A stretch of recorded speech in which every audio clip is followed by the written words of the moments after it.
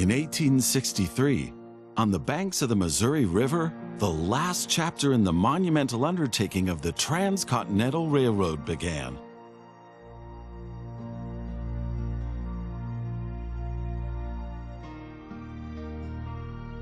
The workers of the Union Pacific Railroad began laying their tracks westward from Omaha through the wild heart of the North American continent. Massive challenges awaited them. Away from all civilization, the country was vast, the weather ruthless, and the challenges tremendously energy-sapping.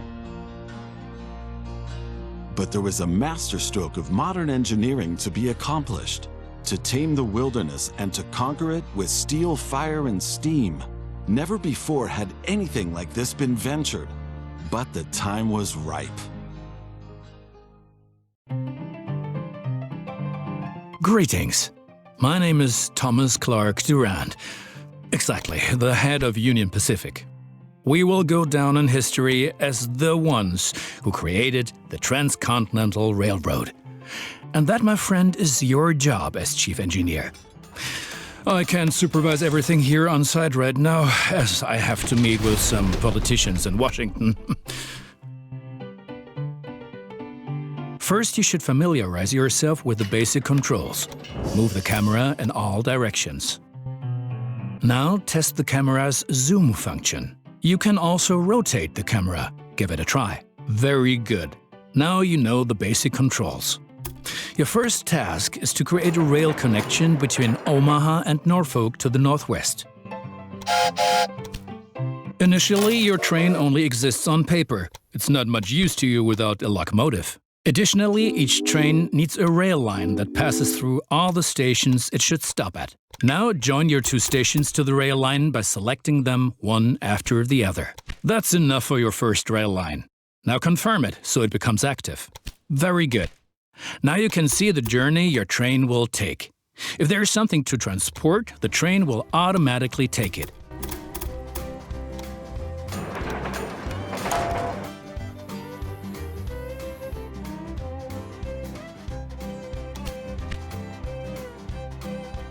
However, as each locomotive needs water, sand, and lubricant on its journey, you have to place a supply tower along the route.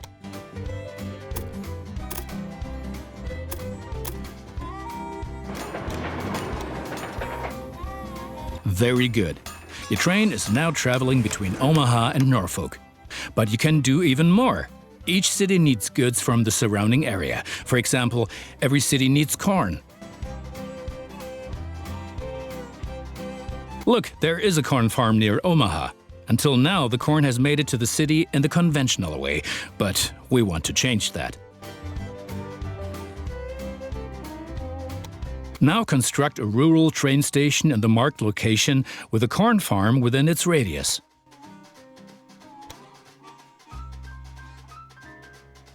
Now connect the new rural train station to the station in Omaha.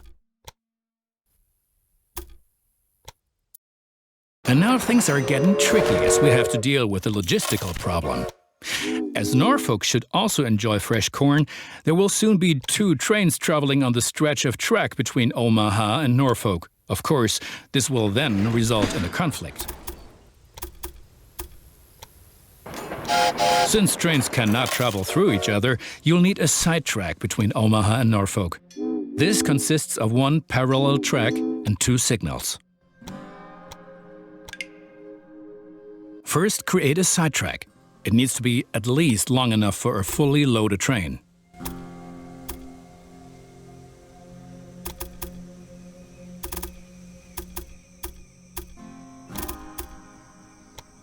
Excellent. However, your trains won't necessarily use the sidetrack, as they generally always take the shortest route. For this reason, you also have to specify the direction of travel on each parallel track.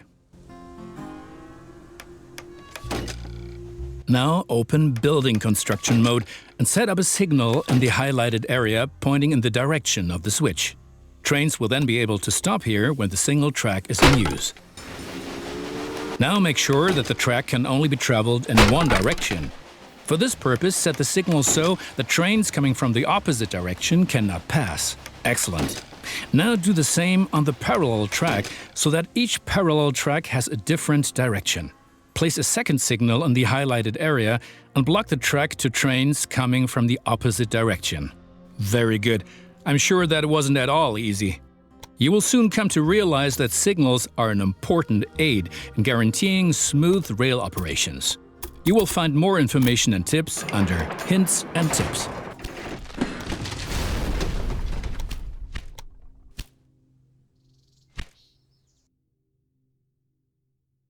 Now assemble a new train and give it a locomotive and a rail line. Your new rail line should run via Omaha to Norfolk so that the people of Norfolk can be supplied with corn.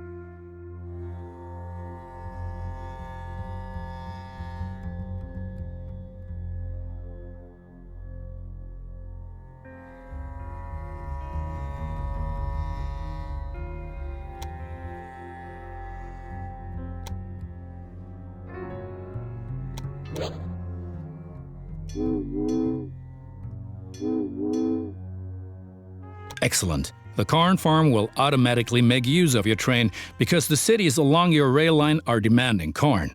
Conventional transportation is much more costly for the farm.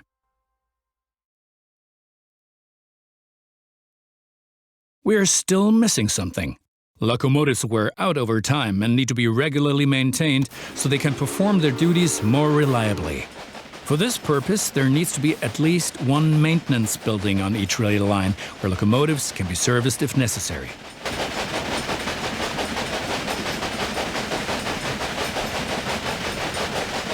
Right, we've been lollygagging for long enough. I need to return to Washington for further miserable negotiations with our representatives of the people. I've written a task list for you. Take a look at it and complete the tasks within the given time period. Do not disappoint me. Yes, and I've seen you've blown almost all of your seed capital. I don't want to be like that, so I'm giving you a little cash injection. But be more careful from now on.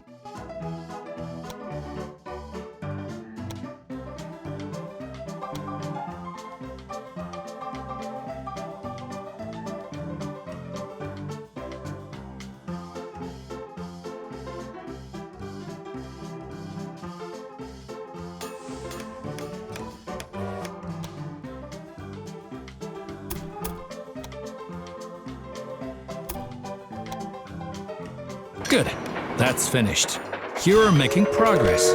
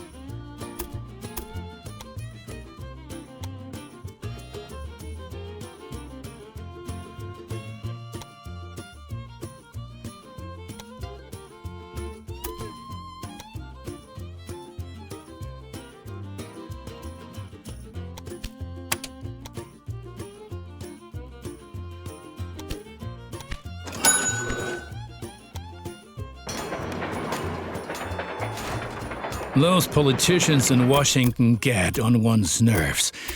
But now let's get back to your tasks. As you can see, Cheyenne is still a little town hoping for an upswing caused by the railroad connection, but a city will only attract new inhabitants if it is supplied with enough goods. Cities receive basic goods from the surrounding area. If you construct stations in the right places and establish rail lines, your trains will be used to transport goods and you will make profits for transportation. But for this, you have to know what goods a city actually needs.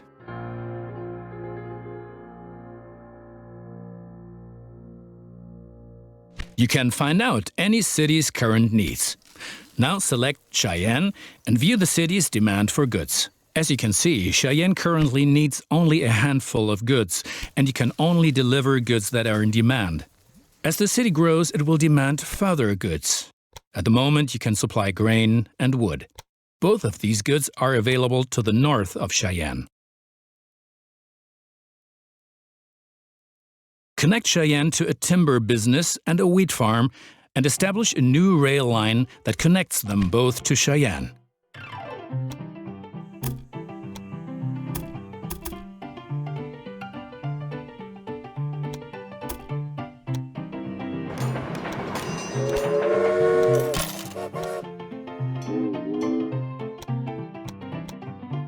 Well done. The city will soon grow. You can see how well it is being supplied at any time in the city dialogue. Basically, a city will grow once its demands are sufficiently met. I think you have learned enough. Complete the rest of your tasks. But you certainly won't have any success with so little capital. I might have not planned on this being a loss-making business, but I'll help you out this one last time.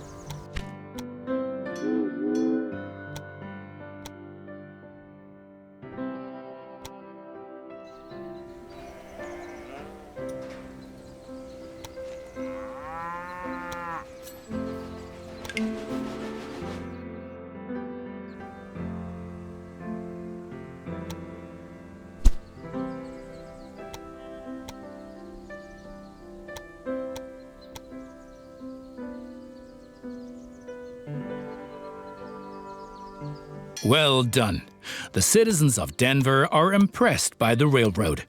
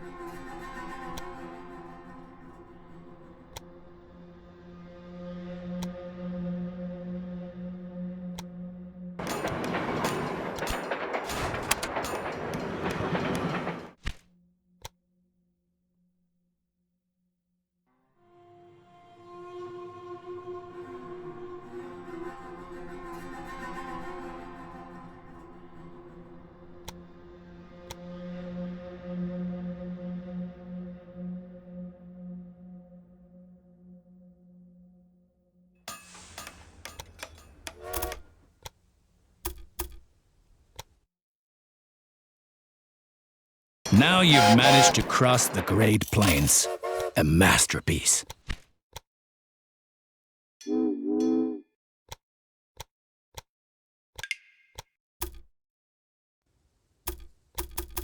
Yes, one more thing.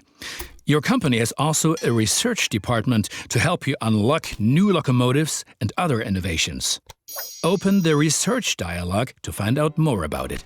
Here you will find the advances that can be achieved in the current era.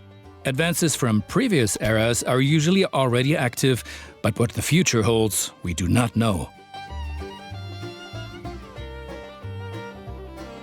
For each advance, you require innovation points, which you get automatically each month, and which can be increased in various ways. Now, take a look around here, and then unlock an innovation of your choosing. How about a new locomotive? My opponents say I'm lining my own pockets. These are, of course, hideous lies. And look at it this way. With the profits I'm making, I can invest much more. Jobs, jobs, jobs.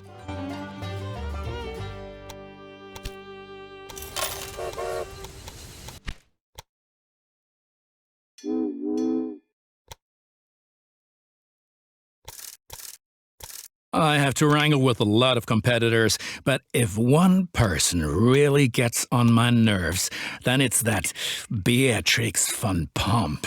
What? You haven't encountered her yet?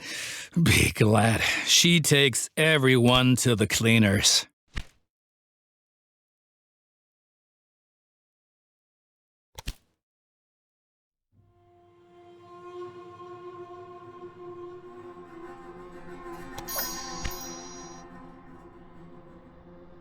Cheyenne will flourish thanks to you.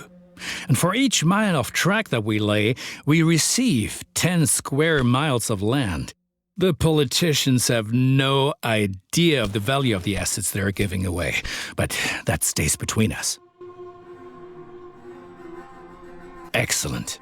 Cheyenne is becoming a major railroad hub, and the credit is all ours.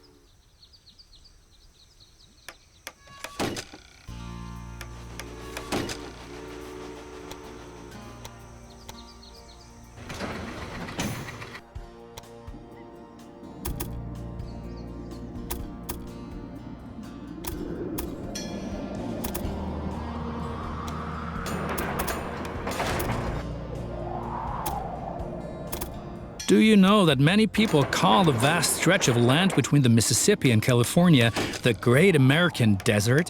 Those fools. Once my railroad has opened everything up, the value of these lands will go through the roof.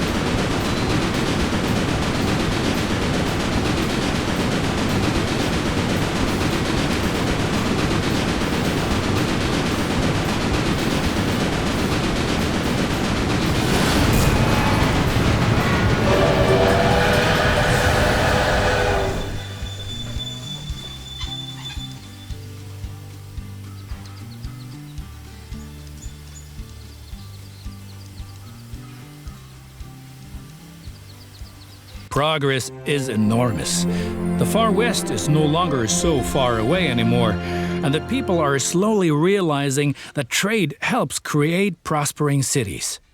We still have a long way to go, but the Transcontinental Railroad is coming.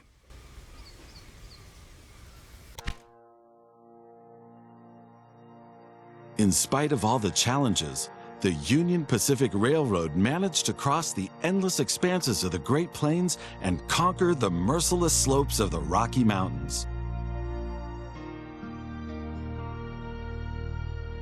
The Central Pacific Railroad approached from the west, but the winter of 1868 brought all work to a standstill. The two lines lay just a few hundred miles across from each other, in the middle of nowhere in the mountains. The dream of the first transcontinental railroad seemed to be within touching distance, but was buried by house-high masses of snow and blown away by icy snowstorms, a dream that had begun almost 4 decades before.